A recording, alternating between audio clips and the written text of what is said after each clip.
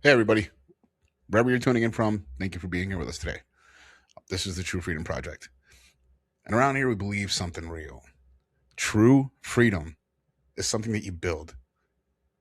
It doesn't happen overnight, it doesn't happen by accident. It happens through practice, through structure, and through community. And most importantly, showing up when it's really, really hard. And before we get into anything heavy, I just want to start off with some food for thought questions. Have you ever lived a life that looked fine from the outside, but inside you were barely holding it together? When the world thinks you're strong, but inside you're falling apart. What happens when survival mode and institutionalization becomes the only way you know how to live? How many times do you try to change your life only to end up right back where you started? How many times have you walked out of jail or prison with the same untraded military grade PTSD and addiction to the same tyrannical PO and a wife that's still in active addiction with your kids in foster care or worse? No support system to help you focus on what you should and can change and what you can't. And what do you do when you're sick and tired of being sick and tired, trying to rebuild a life you never learned how to live in the first place? This is the True Freedom Project. It's a space for people and by people who have lived through it, survived it, and are learning to thrive on the other side of it. Veterans, street veterans, people just released after years of incarceration, people rebuilding after addiction and alcoholism, mental illness, and behavioral issues, survivors of the sex trade or sexual violence, people who have been homeless, people who are divorced, lost everything, and can't legally see their kids, or like many of us here, carrying a combination of most, if not all, of the above. So if you're here, you're probably not looking for inspiration. You're looking for something real, something grounded, and something that actually helps.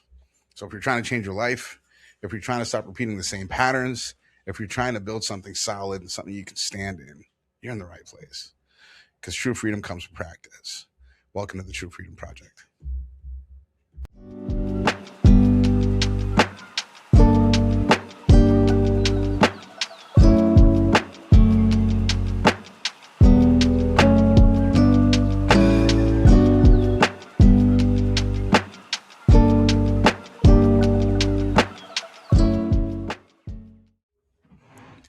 Hey everybody, my name is Omar Kabir, and welcome back to the True Freedom Project. And we're all about stories and conversations from the front lines of recovery, reintegration, and rebuilding a life with a purpose. It's our space is a space where lived experience meets real world healing. And here we explore the moments that break us, the moments that remake us, and the quiet power of choosing something different in life. So we're not gurus, we're not experts. We're just people who walked through the fire and decided to build something better on the other side. Our conversations are for anybody searching for meaning, healing, in a way forward that feels true to them. So if you've ever felt lost, stuck, or just ready to rise again, man, you're in the right place. And since we're going to be talking about 12-step programs today, I want to do a quick disclaimer.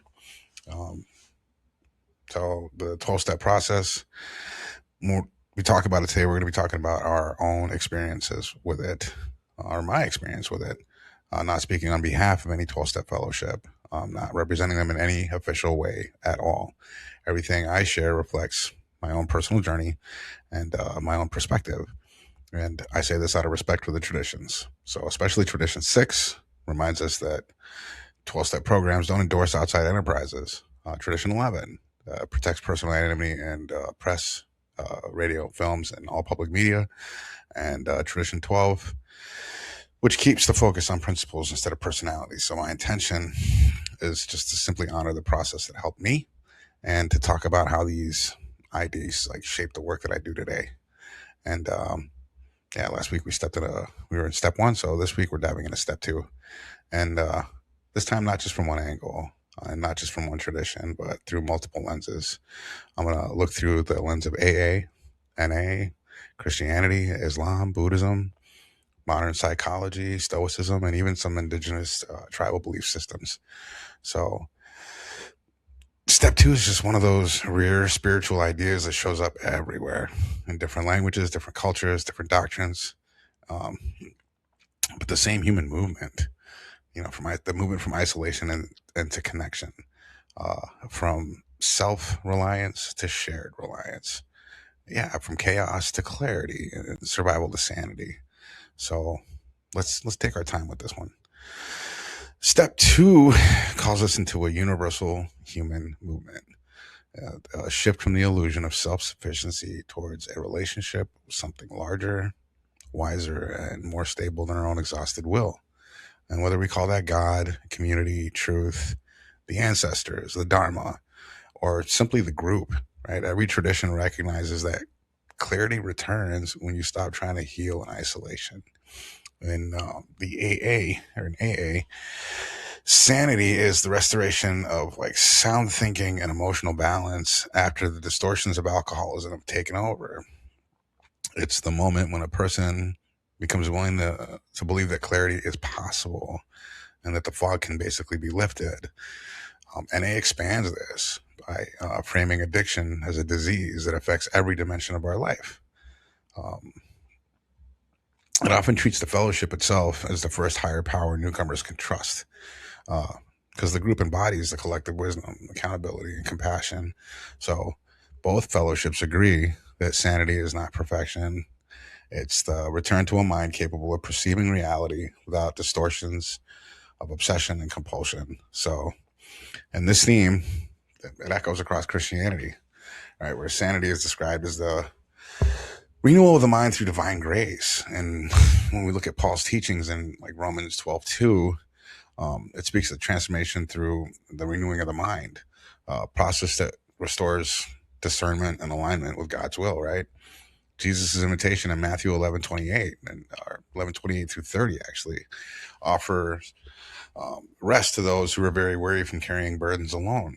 It suggests that clarity and peace arise through surrender rather than self-reliance. And in Christian thought, sanity is restored relationship. It's a restored relationship with God, with others, and with oneself. And when you look at Islam, sanity aligns with returning to fitra, the national state of clarity or moral intuition that's placed inside every human being. The Quran teaches, the Quran teaches that in the remembrance of God, the hearts find rest. Quran 13:28, pointing to a form of sanity rooted in spiritual grounding. Right. Then you got the practice of tawakkul, or trust in God. It stabilizes the anxious mind, restores perspective, and I especially like that Islam warns about the nafs, or basically like the ego-driven self that leads to chaos when left unchecked. And step 2 mirrors the Islamic call to move beyond ego and toward divine alignment. And the Quran even uses imagery of God bringing life from death, Surah 30:19. And it can be understood both in literal and in spiritual terms. So a metaphor for restoring clarity after confusion. In Buddhism, sanity is like the ability to see clearly, free from the distortions of craving, aversion, and delusion. And the Dhammapada describes the untrained mind as restless and difficult to control, while the trained mind becomes calm and steady. In chapters 33 and 34, it's pretty much paraphrased. The Buddha taught that suffering arises from the misperception, and that liberation comes from the right view, the right intention, and the support of the Sangha, or the community. So in this tradition, a power greater than ourselves is not a deity, but the Dharma, the truth of how reality works, and the community that helps us awaken to it. So sanity returns. Sanity is basically a return to seeing things clearly. And the Jewish tradition, that offers another really rich perspective. The Hebrew Bible basically describes sanity as the ability to listen, the ability to listen to God, to wisdom, to the conscience. And you look at Proverbs 3:5-6, the text says, trust in the Lord with all your heart and not your own understanding. And it's a direct parallel to step 2's invitation to move beyond self-reliance. And when you look at things like the concept of teshuvah, it's often translated as repentance, right? But it literally means to return, to come back, like a return to clarity, a return to alignment, a return to one's true self. And when you look at Kabbalah, It describes the mind clouded by ego as the Yetzer Hara, the inclination towards confusion and self-centeredness.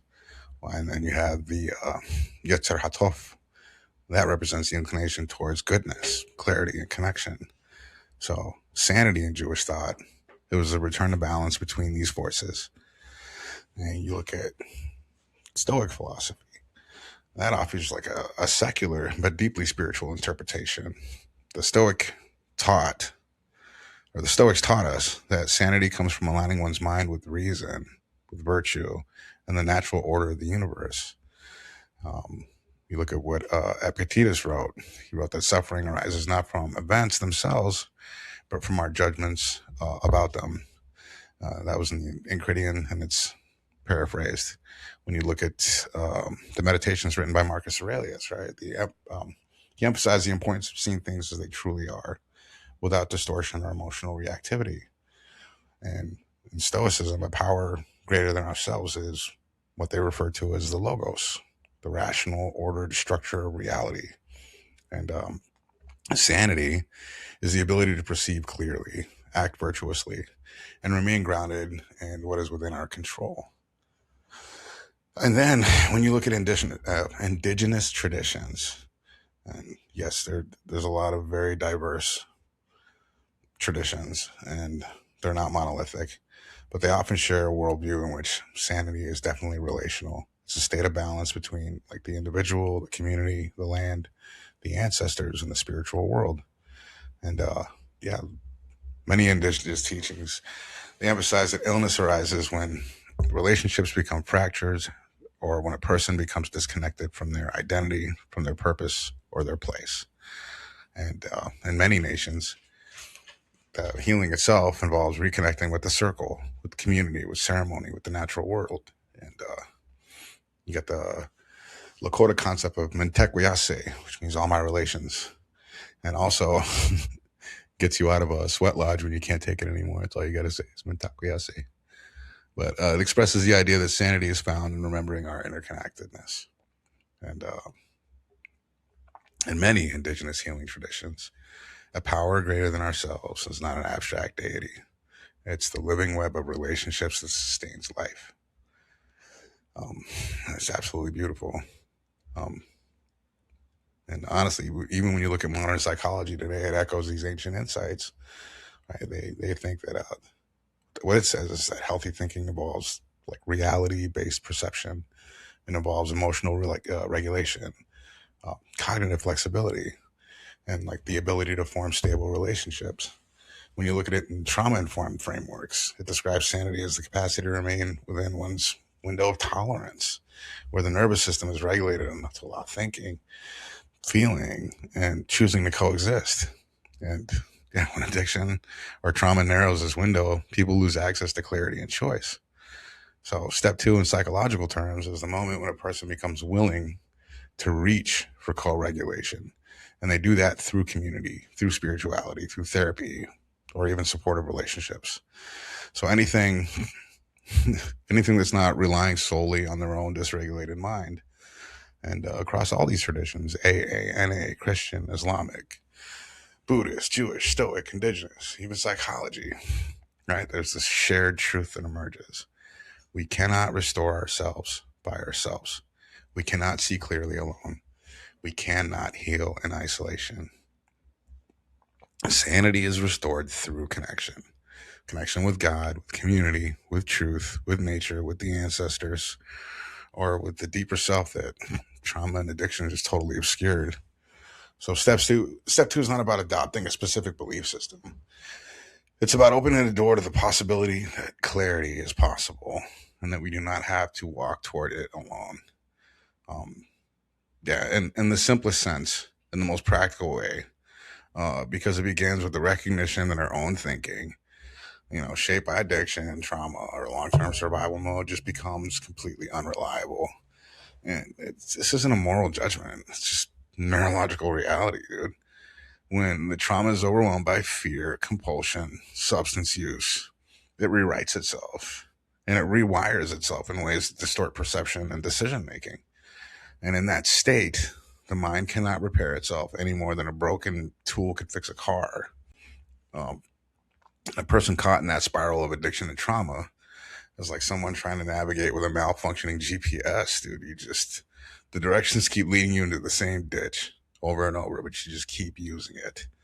Um, yeah. And then step two, it's just simply acknowledging that uh, the mind is basically, it's malfunctioning. The one that's malfunctioning can't be the same and sole source of the solution. It, yeah. And it just makes sense too, because human beings are wired for connection, not isolation. Uh, Modern neuroscience shows us that our nervous systems regulate through co-regulation. It basically means that we calm down, we think more clearly, we make better decisions when we're connected to other people. And that isolation amplifies distortion, right?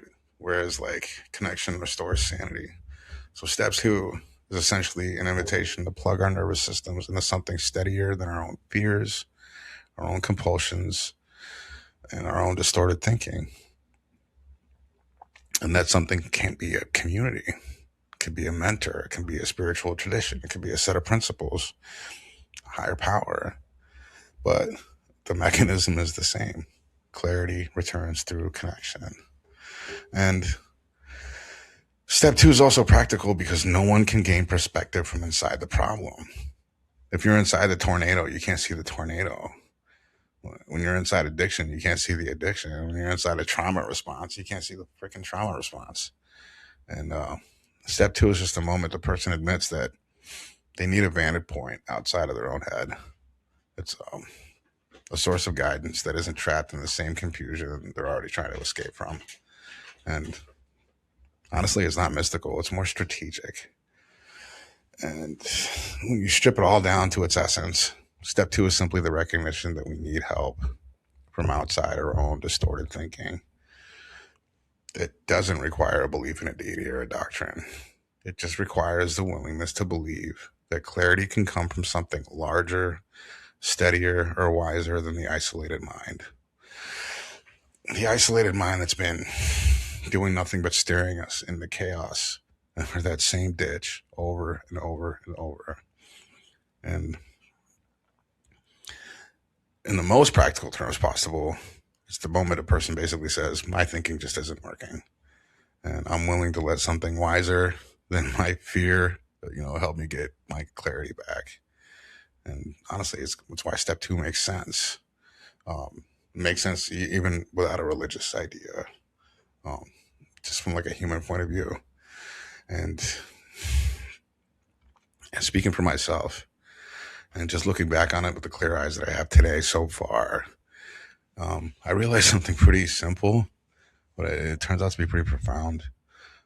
Basically, that I've never done anything alone, not once. I wasn't born by myself, right? I didn't create myself. I didn't design the body that I live in or the breath that keeps me alive. I didn't create the earth that holds me up, the sun that warms me, the water that keeps me standing. Every part of my life rests on foundations I never built.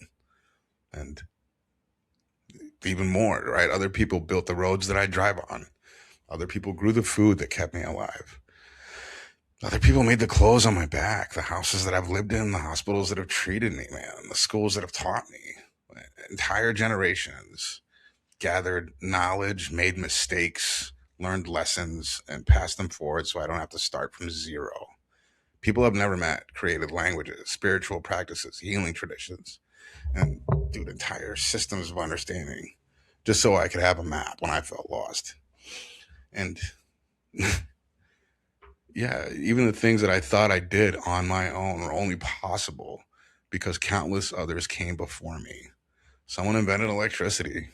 Someone engineered the phone in my hand. Somebody mapped the human fucking genome. Somebody figured out how to purify water, how to treat infections, how to build bridges, how to write books, how to make music, how to fucking survive. And I didn't learn all this stuff on my own. Yeah, my entire life has been supported by the work, wisdom, and sacrifice of people I've never met and I'll never know. So, yeah, when I say I've never done anything alone, I don't mean it as a freaking metaphor. I mean it literally. I've been carried by community, ancestors, teachers, strangers, by systems and by the earth itself. Right? I've been held up by forces greater than my own will since the moment I took my first breath. And man, if that's always been true, then step two isn't asking me to believe in something new. It's asking me to recognize what has been true all along my entire life, that I've never been alone. And I don't have to start pretending now. Right? I need other people. I cannot survive without everything around me. I just wouldn't exist. Hope you guys found this helpful. Thanks for joining me today.